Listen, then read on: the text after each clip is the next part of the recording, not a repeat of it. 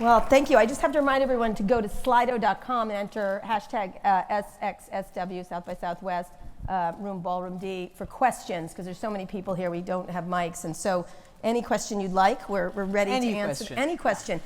We were just backstage, and I was just thinking, this is about sex, which is good, because we're in a particularly naughty mood, possibly dirty. We will go right up to inappropriate, but we will not cross that line. Really? Okay, we can. All right, so tell me about this show.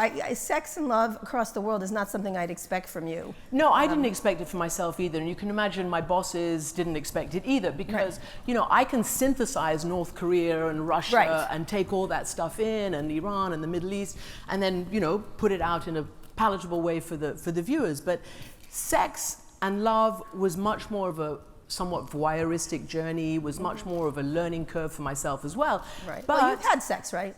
Occasionally. Okay. At least once. I have a kid. Right. Okay. Well. It was nearly 18 years ago. He's going to be 18 in March. Yeah. Okay. So yeah, I was learning a lot of new stuff. Okay. Good. Okay. Which was great for me. You can imagine. You never know. I have to be honest and authentic. Yeah. Right. So. Now you've completely thrown me off my That's game. my job. That's okay, Cara. Yeah, that's you and I, thing. we go back a long way. All right. So, look, where did you get this idea? I got the idea brushing my teeth around my sink, or at least at my sink, getting ready to go to work, listening to a radio program about 3 years ago at the height of the Syria war and at the height of the crisis of all these refugees coming across from the bloodshed in Syria and trying to find a place to live and to be dignified and civilized and continue their humanness, continue trying to be people. So you were listening to a radio program about the crisis in Syria and you thought, fucking. What? I didn't exactly think of it like that. All right. But what I thought that was, doesn't work for me. She really is going and crossing the line. She's trying to drag me across it as well. Exactly. No, what I thought was, self, yeah, you have done all this extreme living, extreme reporting, extreme experiences in the most extreme parts of the world on the most extreme circumstances. And you've watched and reported individuals cope with sniping and shelling, genocide and disease and famine and natural disasters. And you've told that story. You've been inside the humanity of people who've managed to stay sane, or try to, and alive during those kind of situations. But as I was listening to this radio thing, I said to myself, what about women and girls? What about how you live, how you maintain your dignity, how you maintain your intimate relations? How do you, keep your partnership going? How does a mother keep her daughter safe and not off to some forced marriage? Do they talk about sex between mothers and girls in villages in Afghanistan or wherever it might be? So all these thoughts kept coming. And how do you do all that in a flimsy tent where everybody and their brother can listen to you and see you and know what your business is? You had written about this issue of women, and you have talked about it. You've reported on the Congo, for example. Yeah, but I haven't done it in this way. Right. I've done it, rape as a weapon of war, for instance. Right. I reported that in Bosnia. I followed it to the International Criminal Court. It became a law. But I haven't done it in this way, where it was much more of, you're not going to see the victims, you're not going to see the horrors, you're not going to see the catastrophes in this series. And I did that deliberately, along with ZPZ, Anthony Bourdain, CNN, and all those, who we talked about this. This was much more a journey to see the flip side of what I've been doing all my life. Right, what their real lives were like. Yeah, what their real lives were like. Using the lens of love and sex. But which is also extreme in many, many cases. Right. And what I found, way before the MeToo movement exploded, because I was shooting this months before that started, was that, yes, there are many parts of the world where it's very dangerous, very ugly to be a woman. But even in those parts of the world, younger women, women of the generation of many of you in this room, whether it's in India, whether it's in China or Japan or elsewhere, are taking their own rights. And you want to know, literally, in a society that considers women less than human, second or third or fourth class citizens, where women are slaves, where women literally don't have the right to say boo to a dog, how does a woman say to her husband, that's sex, I want to be satisfied too. I want to talk about this. I want to have fun. I want to, be fulfilled. I want to be emotionally, spiritually, physically satisfied as well. that is crucial for women all Right. over the world in any Right. socio-economic demographic. Right. And it was fascinating to watch the women who I've reported on, as I said, in the other way, to be talking about this. And the other thing that was fascinating was how open they were to talking. talking about it. Men and women were really open to talking. I didn't find anybody who said no. clammed up or said no. So the range of places you said from Berlin. I was reading your thing, which made me laugh out loud last night. Which one? The essay you did about it. Oh, right, yeah. You know, about hymenoplasty, Yeah, which yeah. I really do need to ask about. Yeah. It went from Berlin, where you had a bondage. Yeah, you know, I did a lot of things. Naked ping pong, guys, that's something to watch out for. You'll see I am an incredibly controlled human being. My eyes, straight. Right. But it was all naked. Not me. Why not? Maybe not me. Why not? Well, because I didn't think I'd get it past the censors. Plus, Okay. I didn't want to shock too many people. All right, okay. You know. So naked ping pong, So give me a range. bondage in Berlin, Which Berlin seems to is go known- together, it seems Well, to it does. Berlin is known as the sex capital It of is. Europe, right? It's Yeah. the edgy capital. Yes. It was really, you know, during Hitler's time, they called it degenerate and all the rest of it. And they really, really have been, they fought for that part of their culture for a long time. But, you know, I found in 2017 that a lot of it is a little bit sort of yoga. Yeah. You know? Yeah. But so I went. I'm with you. I live in the You know? Castro of San Francisco. Yeah, so it's and a lot good. of it is not quite as edgy as I expected. So then Right. I am very seriously, you know, trying not to be too voyeuristic. Right. Watching these couples do their thing, and there's all Right. this breathing, and it's about this, and it's about that. Right. And all of a sudden, the guy comes up to me, and he's like, throws these ropes over me. Yeah. And one of the things I've learned in my life is when there are awkward situations, we can talk more about this in Right. regard to MeToo. Okay. When Right. there are awkward situations, Uh-huh. I tend to pretend it's not happening. So they throw ropes Yeah. over you, and you're Yeah, like, throw ropes around me. Here I you am know, I was thinking, gonna I do- don't look very good with the ropes the way they're thrown around they me. throw it And on it's you, all or did about they vanity. bind you? And then bound it, but not as tight as the others. Ah, okay, No. all right, okay. No. So, and then your reaction? My reaction, you'll see. Okay, Yeah. all right, okay. Yeah. So It's a tease. Wow. I should have brought You'll ropes. like it, Cara. Now I feel regretful that I didn't bring my ropes. So you went there, but you also went to serious places where people in India with marriage, forced marriages. Okay, so in India, who knew? But there's also a flourishing kinky sector as well, where there is Okay. BDSM. Obviously, it's not the majority of Indians, Okay. but a small group in New Delhi do it. But why was it so interesting? First, for the visuals, because of the stories people told me as I was Sure. on stage. In any event, they were very interesting stories. But most importantly, they wanted to be absolutely clear that this is all about consent. There's the safe word, and woe betide you if you go across that line. Cross the line. But of course, that's massively important too, because a month after I did that shooting, not physical shooting, but the Right. shooting, Yeah. came the Harvey Weinstein stuff, which was Right. all about non-consent. Oh, we're getting to So that. yeah, so it was, unbeknownst to me, without an agenda of that type, Right. it was unfolding before my eyes. And there are many, many interesting things. I mean, you're, the doyen of the tech world. Mm-hmm. Who knew that in the Muslim world, where women, as I said, are barely able to join the workforce, in the last decade, another 55 million women have joined the workforce. That's 155 million women. And guess what? They're powering it. A lot of these entrepreneurs in their head jobs, not the men with the hoodies and this and that who we see here in the West, but women in their headscarves are pioneering a whole entrepreneurial tech employment for themselves, and based on, this is what I read in the latest article I saw about it, something like $1 trillion worth of disposable income that women in that part of the world have.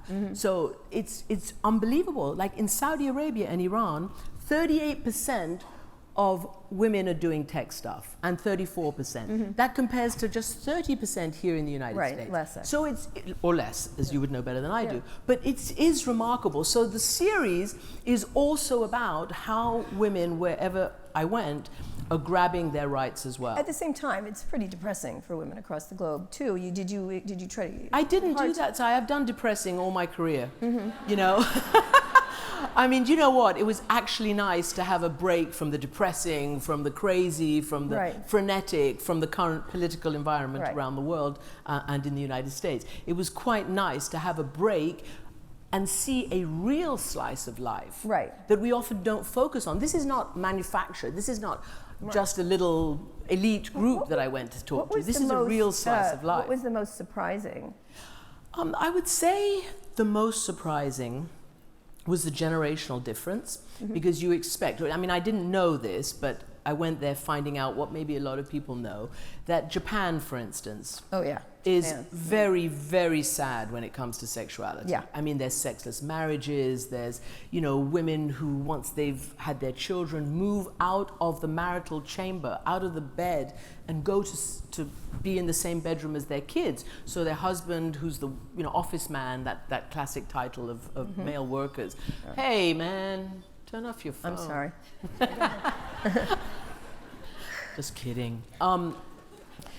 So that was completely ignoring weird. her. That Go was ahead. really, really weird to see that, to talk to some of these women who, honestly, there's a bar scene when I talk to about 4 or 5 women, and one of them almost has tears in her eyes. When Talking about? Yeah, when I ask if she's happy, and no, she's not, and is she happily married? No, she hasn't had sex with her husband in 10 years, and, you know, just this thing. And then, you know, she's found herself somebody, and she's happier, but can't really talk about it because that's not done. And then to find that younger women are trying to bust out of that. Yes, absolutely. And then also to find that there's a small group of people, men and women, who want to change this and have created, what was it, the Adoring Husband Society. Right. Where they actually yell, I love you. Right. And they actually make a big deal. It's performance art. Right. To, you know, hopefully life will follow art. Right. And that's what they do. And So they show up in various public places and yell, I love you? And then, frankly. All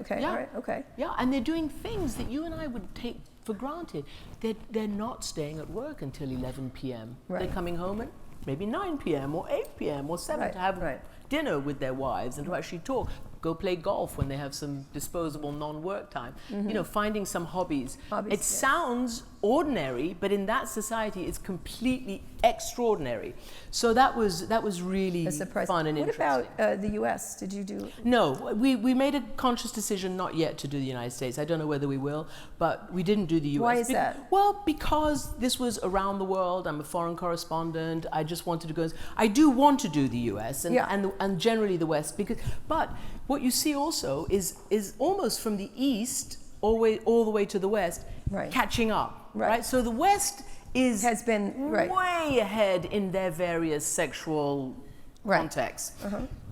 China, Japan, all those countries, Africa, are catching up. So for instance, in the West, women have much more economic freedom, economic independence, etc. And they have been trying to explore their own sexuality, their happiness, all of that for a long time. In Shanghai, it's only just starting to the point that many women, young women, millennial women, the concept of dating doesn't even exist because for millennia in China, it's been arranged marriages. So, you know, you marry who your parents tell you to marry. And family is it, and family rules the roost. And the idea of dating and trying to make your own decisions is very novel. At the same time, China has, or rather Shanghai has, the highest concentration in the world of female billionaires and millionaires and all of that, right? So they're massively empowered to do things. Yeah, so they have whole new economic sector called the dating sector, where people are teaching young women, young men how to actually court and date. Explain this hymenoplasty. So that was in Lebanon. Lebanon, okay. Because at the same time as women are... am I pronouncing that correctly? Hymenoplasty. Okay. Yeah. Should we explain what it is? No, you think it's obvious? It sounds like what it sounds like. Yeah. It's not a facelift, if you know what I mean. Okay. It's a something else lift. Okay. Yeah. Explain that. So here, why is this important? It's important because at the same time, and this is why women all over the world are so, just hit by every bit of culture and the patriarchy. Virginity is a must wherever you go. It's a must, particularly in the Muslim world. So that even though they are losing their virginity, dating, doing all this kind of stuff before marriage, they have to be virgins at the wedding night. So there is a thriving business in hymenoplasty, in other words, sewing up so that you can appear to be a virgin on your wedding night. And and actually, you know, it was kind of almost really sad because some of these girls are not used to dating. They've actually never slept with somebody, some of them who are not there for hymenoplasty, but for just advice from this sex therapist. You know, they have been told, it's been drummed into them, whether it's in India or Beirut or whatever, that don't sleep, you mustn't go out and sleep with your boyfriend. And then on your wedding sleep, you got to do it and have children, right? Got it. So they go from nothing to being expected to be, you know, machines in bed, right? Right. So at the same time, they've been told they have to value this thing that they have, which is their virginity. Right. So these women, many of them are going to their marriages needing this therapy before they go because they don't even want to lose their virginity to their husbands. Oh, wow. They have been told it is so valuable. Right. Oh, wow. You know, so there was a lot to talk about. What's your favorite story? And I have lots of favorite stories. You know, it's like children. I can't tell you that I have a favorite episode. I learned so much. As I said, you know, I've gone out into the world and been experienced in all the Did other it translate political... into your life? You know, well, it's translating. Yeah. All right. You know, my view is life is a constant lesson. Yes. Learning all the time. Yeah. Wow. What would you do if you went to the U.S.? I mean, obviously Melania. We are in Go the ahead. US. What? I'm sorry. Oh, you mean to U.S. cover if the you US? did a show. Oh, come on. Come on. Come on. I would do, well, some of the stuff that Esther Perel has been talking about. Right. You know, open, you know. Right. You all know who she is, right? She's the fantastic TED speaker, sex therapist, and psychologist who has great podcasts as well as great speeches. You see in the West, you have couples who are bored. You have all the stuff that happens after long marriages, and you have this whole new thing coming out, open marriages. That seems to be the thing that's being talked about now in the it's West. all over Silicon Valley. Well, there you go. Yeah. Well, you know more than I do, Silicon Valley. Yeah, when they start talking about it, I'm like, la la la la la la. I want to hear about it. Yeah. So everybody's trying But to it's all figure yours, out Christine. how to keep. But you know what I really want to do more than necessarily the West or whatever? Yeah. I'd really like to explore this from the perspective of men and boys, because obviously this was done through my lens and exploring it through the perspective of women. But I've always been convinced, and this program made it more obvious for me, that we as women are not going to have totally satisfied lives, whether it's in the bedroom, whether it's in the work, whether it's wherever it might be, unless men are on side with us, unless they also are liberated to respect us as actual human beings, to enjoy us even, and not to be intimidated, and to be with us in this struggle, which is a once in a moment struggle, which we find ourselves in right now. Well, let's get to that, because I think you taped this before, and you know, you missed to say you didn't get you got your job because of your other job at PBS because of MeToo, although utterly. I did. You did. Yeah. So talk about that. I'm not going to talk about the specifics of the individual. Right. However. His name's Charlie Rose. Okay. Okay. However, I am going to tell you that with great pride, as a competent woman, I have taken that spot, or that slot for the moment. Well, I'll be honest, you should have had that slot. Well, that's a whole whatever. I work for CNN. Right. Thank you. But I'm proud of it. I'm glad they gave it to me as a woman. I'm glad. What happened? Can you talk? How did that occur? Well, I think we got this issue with this Charlie Rose situation. Well, it's the genius of my boss, Jeff Zucker, so you have to ask him. He's here in the audience. Yeah, he's here in the audience. All right. Yeah. Well, we delivered a sterling product at a time when they needed it. Right. And we'll see where it goes. What did you think? Would you when you heard about this? And about then what? Charlie.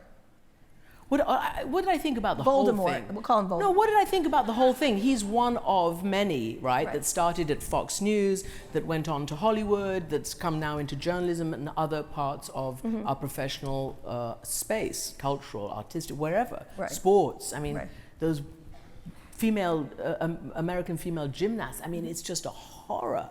It's a horror. And I tell you what I thought. I thought many different things at different times. You know, I was shocked but not shocked. but I was shocked at the Right. extent of it. I myself have not had that level of sexism and misogyny and harassment and abuse, by no means. I was horrified. I mean, look, a few weeks before it happened at CBS and PBS, I was giving a speech at the Committee to Protect Journalism. I was hosting that evening. Meryl was there. She was our keynote speaker, Meryl Streep. It was great, on behalf of freedom of the press.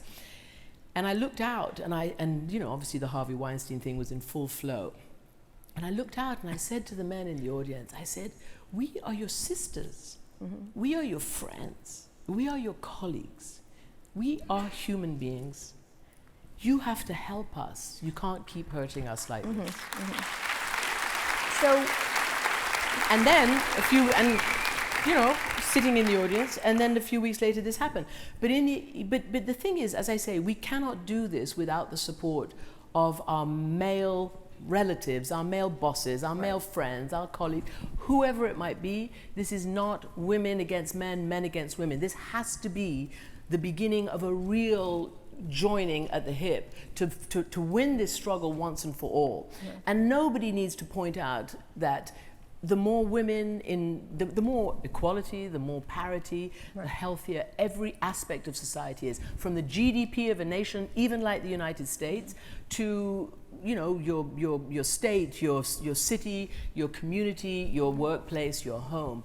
It makes a difference. And I tell you, I mean, you might wonder why I've got this on my lap. Yes, I did. So this is GQ, the British version, and on the cover is Naomi Campbell and a grime artist called Sxsw. And I've got it because I wanted to read why, you know, they were on the front. Don't tell me I've lost the page. Anyway, I've lost the page. But I tell you why I picked it up. I picked it up and read it throughout the flight to Austin. And I was so impressed by the articles, by the editor-in-chief's article, by Sxsw and Naomi's interview, by all the guys who are writing articles for guys in this magazine, because they were sympathetic. They weren't whining and crying about a backlash and snowflakes and I don't know what else. They went, yeah, yes, ladies, yes, girls.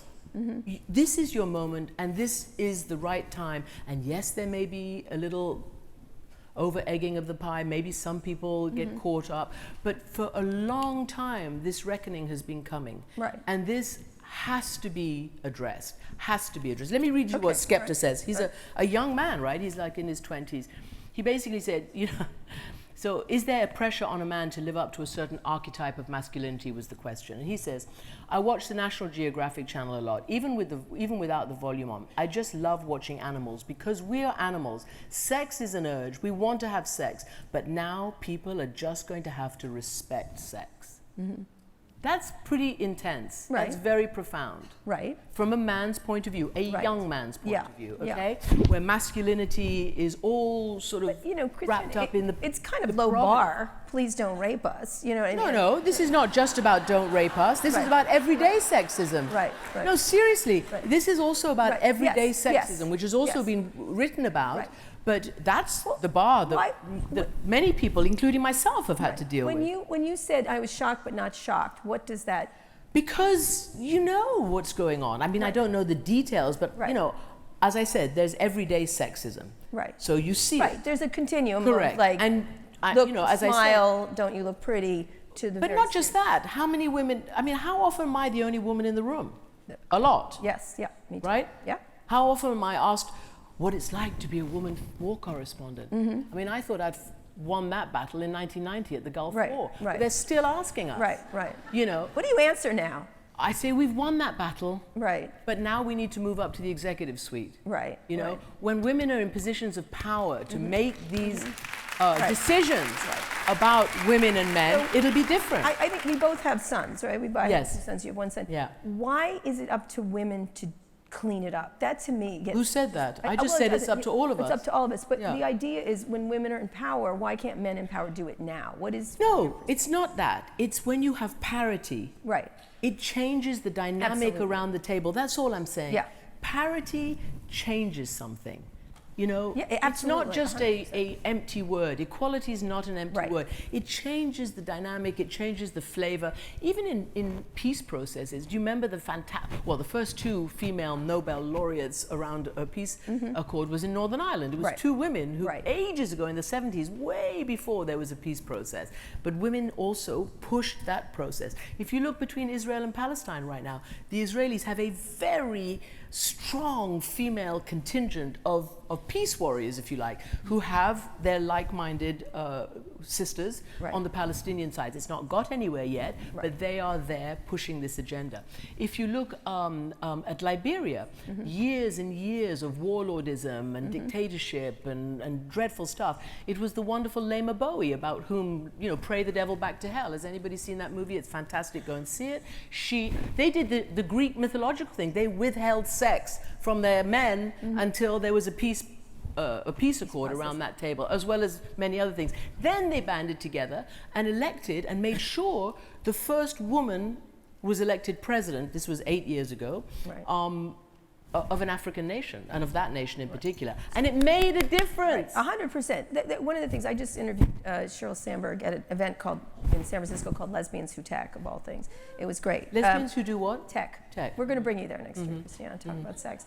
But we were talking about that idea of what happens now, about the backlash. And one of the things she said is, it's not enough to stop the sexual harassment, which should be the lowest bar. Like, it's pay parity. Yeah, it's it's power parity, and all that. And I think what she was worried about is it stops at everybody just stopping one thing that shouldn't be happening. No, I mean, one of the things that I talked about on my program for PBS and for CNN International this last week, when it was International Women's Day, was that, you know, I actually went over and talked to women, not went over, but by satellite, women in an Egyptian American activist and also an Afghan female member of parliament. And while they're still fighting for basic rights, we here in the West, we have our rights. They are enshrined. They're just not enforced. Right. We have our rights. Like in every organization has its HR policy. Just got to enforce it. Right. You know. Anyway, I'll come back to that in a minute. But what we still don't have in the West is equal pay for equal play. Right. And that is another massive thing that we have to achieve. It is under no circumstances okay for a man to be paid more than a woman for doing the same job or doing a lesser job. Of course, but under no circumstances. Except it just happens. It doesn't really. Well, right, but we're at a moment now. What has to happen? Well, tell us about more this women moment. in the executive suite, maybe. Tell us about this moment, because what do you imagine happening when there is a pushback, there is a backlash? You know, but the backlash is not as hard as the momentum moving forward. I don't believe it is. Really? Yeah, I don't believe it is. And we've got to keep it moving forward. So to be honest with you, we have to take our destiny in our own hands. We really do. It's like the young kids who've decided to do what they think is the right thing after the shooting in Parkland. It's like the women who decided to march. It's like, you know, what's going on now. When you see basic justice and rights under threat, it is up to us to become engaged. Right. We cannot sit back lazily and say, oh, we've won, we've done everything, everything's cool, we live in this rich society. No, the massive, you know, equality gap that keeps widening in our societies is really unacceptable. Even the last time I was on stage and I spoke, it was actually in New York, it was a TED sort of event, and it was about false news. And I said, we have to be responsible. You have to be responsible for going to the right places to get your news and information. You know, you can't just blame the bots. You can't just blame the Russians all the time, although they're, you know, very, very much engaged. We have to be responsible for what we are searching, what we're reading, what we're watching, and what we're, you know, what we're synthesizing in our brains. I mean, I guess you saw it. Twitter has funded a major investigation, or whatever they call it, at MIT, and they just came out with their results. That something like, I'm going to get the actual stats probably mixed up, but it's something like 70% more false news gets repeated than real news. Yeah. And the other thing they found out was that it wasn't bots, it was humans. Because human beings actually, kind of maybe gravitate to something that sounds so extraordinary, Right. and then they want to share it. Well, if it sounds so extraordinary, it probably is because it is extraordinary, and it's not true. But it does begin with these, I'll get to the idea of that. At the same time, whether you have to be responsible, when you're inundated by social media, when it's part of your, Facebook being, I think, the biggest, Jeff talks about it a lot, that these people are culpable for the systems they build that create a And that's situation. true. So And that's true. When you say you should be responsible, but sometimes it's confusing. It's Of course loud, it is, but look, we're in an existential moment now. We are at peril and at risk if we don't know the difference between truth and lies. Truth and lies are the only thing that separates us from democracy and dictatorship. And we have to know. We have to know. So how does an average citizen do that? Because I don't know. I say read, watch CNN, read the New York Times, go on Decode, Recode, and just go to places where are trusted sources of fact. Fact. That's what I've been doing my whole career. Except that you have such a partisan situation that it's not. Yeah, that's a problem. You have a U.S. president That's a calling problem. it, what is it, the Phelan New York Times, the Yeah, but Lion, but, CNN. Do we really believe it? I think a lot of people Maybe they do, but we still have to keep up the fight. Right. We still have to keep fighting. What is the option, Cara? We're going to sit and just, okay. No, not the option, but how do you, Jeff's talk about regulating these. And he's right. Right, so tell me about that. Well, there has to be a code of conduct. Just like there's a code of conduct around personal politics and sexual harassment and all the rest of it, there has to be a code of conduct around what gets put out on what are media platforms. Let's not beat around the bush anymore. No, these are media platforms. If we're bound by certain rules and regulations, then they should be bound as well. And you know what? What about something, I don't know, I'm really asking you now, I don't know the solutions, but what about something like the so-called good housekeeping seal of approval? What about a whole sort of new industry cropping up? I know they've tried it in bits and bobs. They have. Yes, but a whole serious sector which can put the stamp of approval on what's real and what's not. Right. And I think that's really important. But let's not kid ourselves that fake or false news is a Trumpian development. It's not. This has been going on since time immemorial. It's true that the President of the United States has used it as a weapon to bludgeon us from the White House, the most powerful perch in the world, and has therefore maybe lowered the bar of what's acceptable in terms of treating journalists and treating fact and as opposed to fiction, and has also empowered and enabled the worst kinds of leaders around the world who have no respect for independent journalism or the truth, right? So that's all a problem. Okay, so now we understand that. Now we have to just keep up the good fight. And we all need to be implicated in this. We all need to be involved in this. And we can't have, and I think they are sort of starting to change. You tell me, is it enough? The Zuckerbergs and the Googles? I don't know. I cannot get them to say they're media companies. Why not? They just won't. I did an interview with Susan Wojcicki, who's terrific. I said, are you a media? You are a media company. And she said, we're a tech platform which facilitates media. But it's just bullshit, isn't it? Yeah, well. It's just lies. Well, I do think they do think of themselves as a benign platform, and I think I'm more worried. They could be, right? But they have to look. When you are under attack, you have to figure out how to get out of the hole and to fortify your the boundaries. I don't understand why they keep saying that and why they just keep letting stuff happen to them. How much bad publicity can they take? How much devastating consequences in society do they want to be blamed for? Right. To me, it's a weird business model. I don't understand it. You'd think that the first thing they do is clean it up. Clean it up. Right.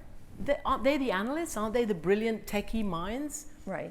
These guys have the wherewithal to do it, right. And they are mostly guys. Maybe there should be more women, Cara. Yes. Well, welcome to my world.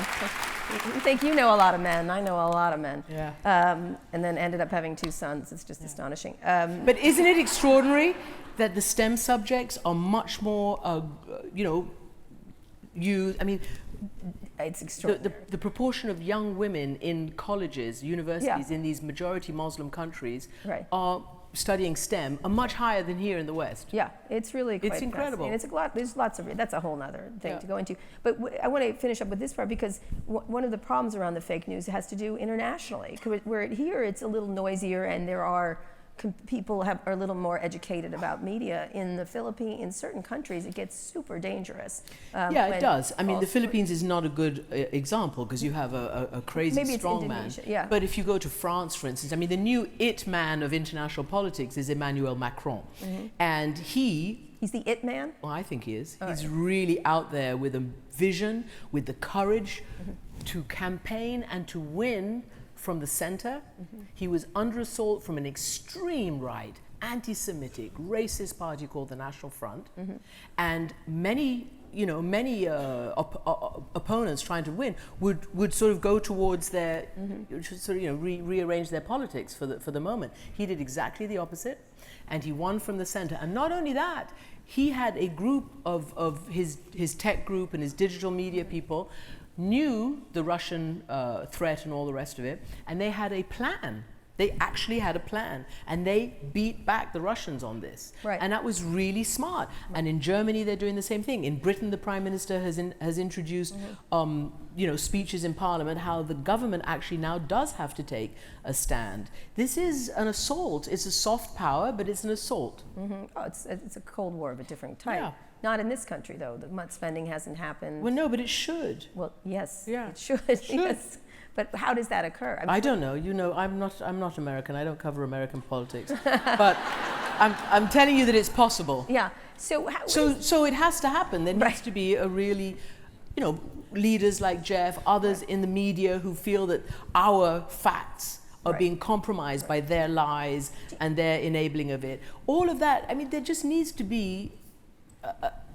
United we stand, divided we fall. Right. And that's often been a problem in the media industry in the United States. Yeah. Not enough unity and brain power and force of all the presidents, getting together and saying, this is now what we have to do. Right. So you're not covering politics, but you're affected by it as the international. First of all, I cover international. I cover the way. What does that do? Because CNN is attacked by the president mostly. I think Yeah. you guys get the most. Yeah, we do. Right up there. Yeah.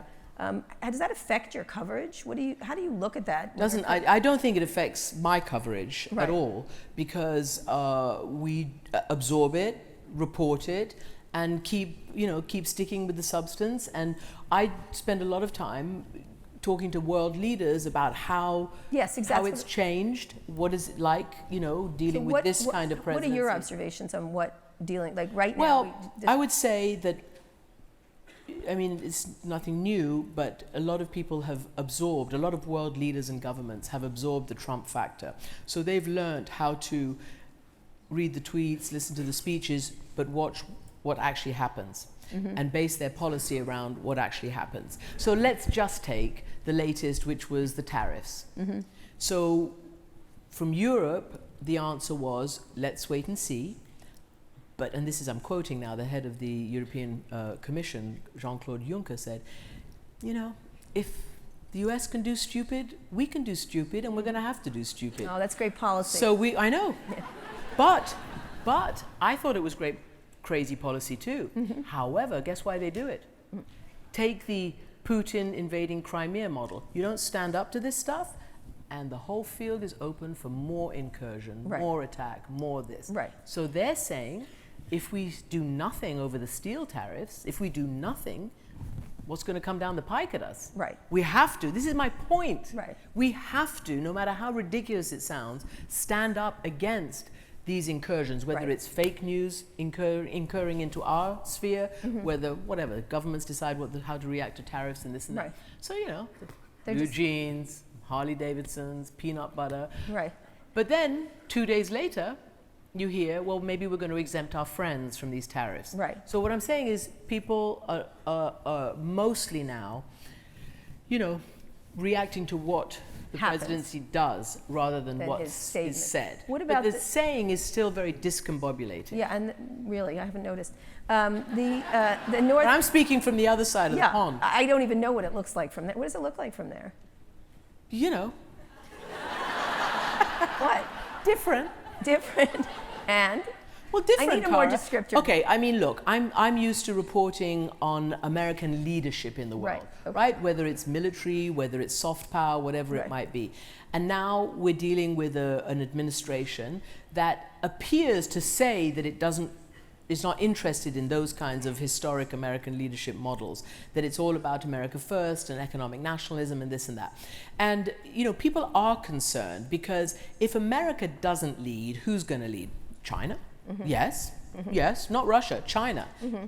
Do we want to live in a China-led, a China prism of the world? Mm-hmm. And actually this is the most interesting thing about what happens in a North Korea-United States dialogue, because some analysts believe that this is the moment, depending on what President Trump does, depending on what's on the negotiating table, that North Korea can start really driving the wedge, not just between the US and South Korea, but fulfilling China's greatest hope, which is to decrease the American presence in all aspects, particularly military, in Asia, in the Pacific.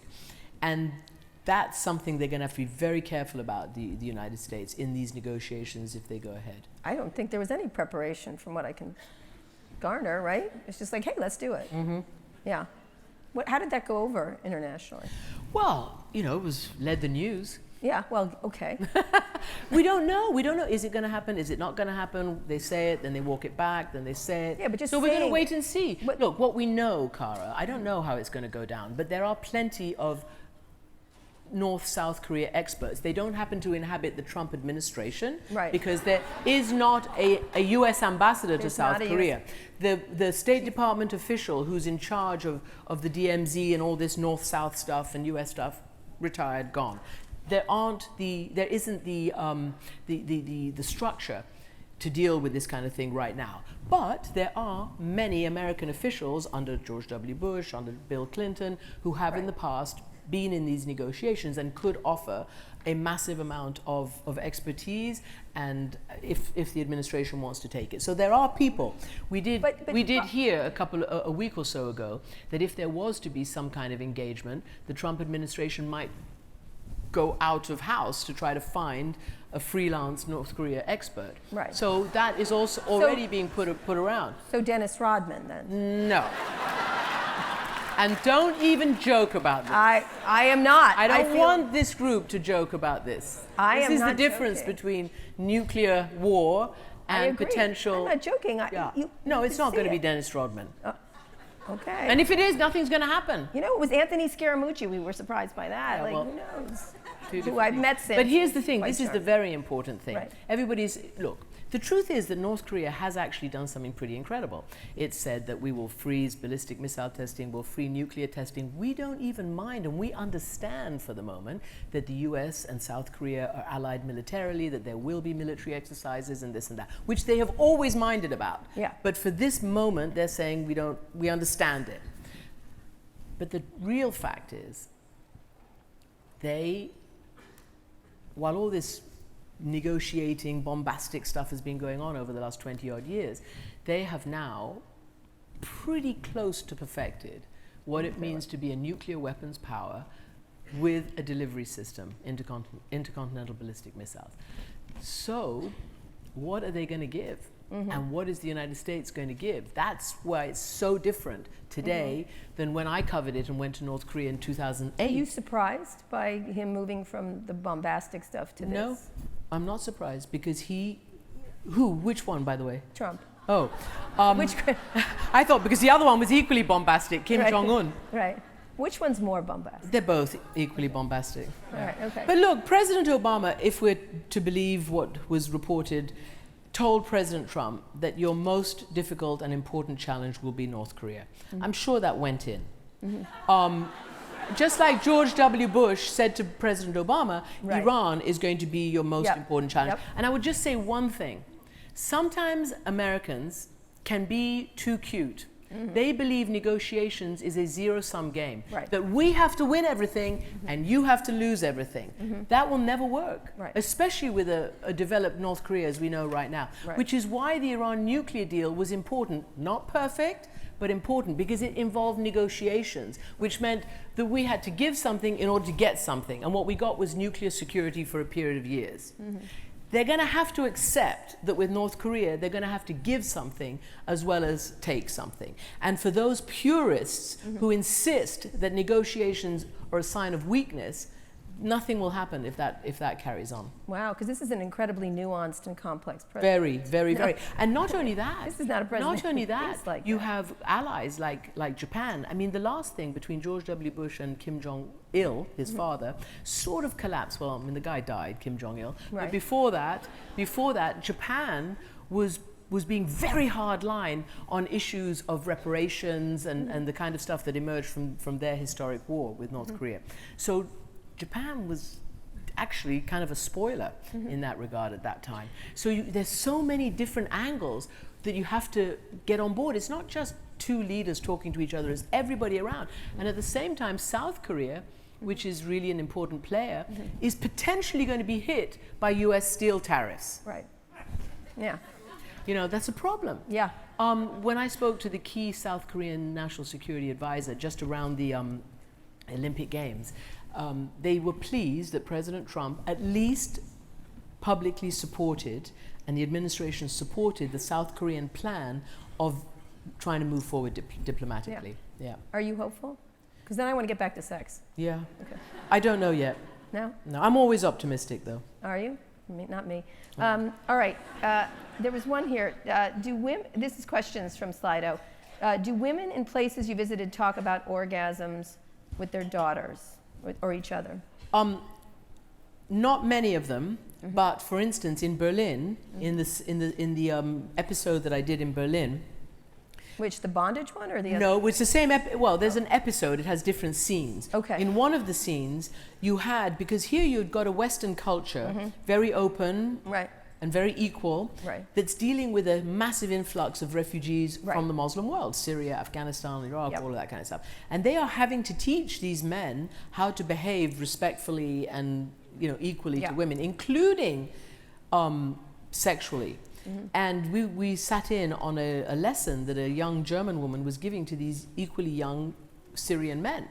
And they literally didn't even know what the word orgasm meant. And they didn't know that women had them. Ah. So there was a lot of talk about how to recognize, respect, do all that. So that's What that was their short reaction answer. when they found They out? were, What? "Really?" Yeah. Yeah. Their reaction was, you got to see this, it's hilarious. So she was, the teacher had, sort of props and things and was showing Yeah. them various things like the anatomical Yeah. position of various features. And when I love use of it. It's a penis, right? when they were asking about orgasms, Yeah. they said, well, and should we practice this now too? Right. And the teacher was absolutely, no, you don't go out and just go practice this. You have to have consent. So there was a Right. whole nother round of questioning. Okay. But it's really sweet, actually. A lot of it is very Anytime anyone eye-opening. Yeah. And I mean, one of the things that I just was stunned by was this wonder. I mean, one of the top models in Germany is an Afghan refugee. I mean, she came, Yeah. 10, 15 years ago. She's this beautiful woman, young 20s. I mean, really beautiful. And she took Claudia Schiffer's place as the face of Germany. I mean, really amazing that this happened there.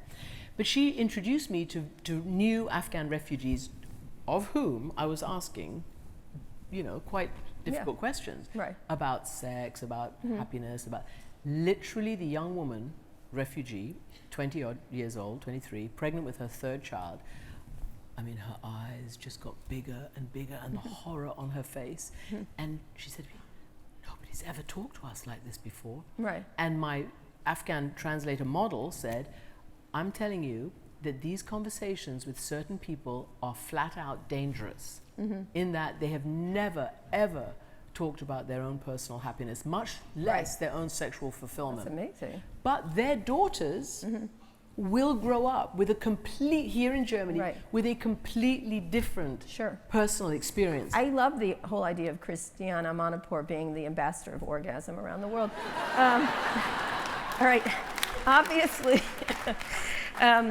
obviously the culture in America surrounding dating, sex, mate acquisition, okay, is deeply messed up. Who should young Americans be emulating? Is anyone doing it right? You mean in the world? Yeah. Crikey. I don't know, emulating. Not the French? Come on. No, you know, the French also have their issues. Yes, they do. How about their backlash against the MeToo? Yeah. Like, oh, this is going to, mind you, it was only a small group of people led by a previous generation of famous people, famous actresses. But, you know, the French have a massive spike. Of all the developed countries, the French have the highest rate of infidelity. Yeah.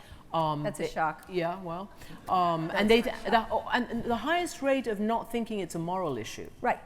Right. And then they also, you know, have this, oh my goodness, you know, what is it going to do to flirting and this and that? But, you know, no, I don't necessarily think the French are models. I think everybody, and an amalgam of women all over. To be honest with you, I think the young women coming up now are models because they are absorbing, and this is why the internet is also good for them. I'm not talking about porn, okay? Because we didn't go into that. Everybody does porn. We didn't do porn. Everyone but they do. Love that quote. Every time you see sex on television, if you do, it's about porn. Right. So we studiously stayed away from it. Or Or sexting, or all the other things.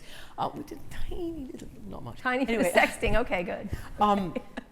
But you know, these women in wherever, in the Arab world, in Far East, in Africa, and we had great experience in Africa too, in Ghana. It's incredible, from the sassy older women to the, you know, really wonderful younger women coming up, even in a city, Accra, that calls itself the most religious city in the world. I mean, every time you stumble out of a shop or your hotel or whatever it is, there's a church or a mosque or, you know, some kind of temple on the sidewalk. But nonetheless, they're still very active about their own personal space and their own personal rights. So speaking of that, what will it take to convince mainstream Americans their personal morals are not universal?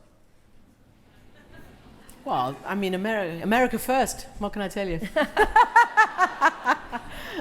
I mean, you know, America's got to get used to the fact that, you know, it's a major cultural, it's a major leader in every aspect, but not every aspect is you know, emulatable. And not at all.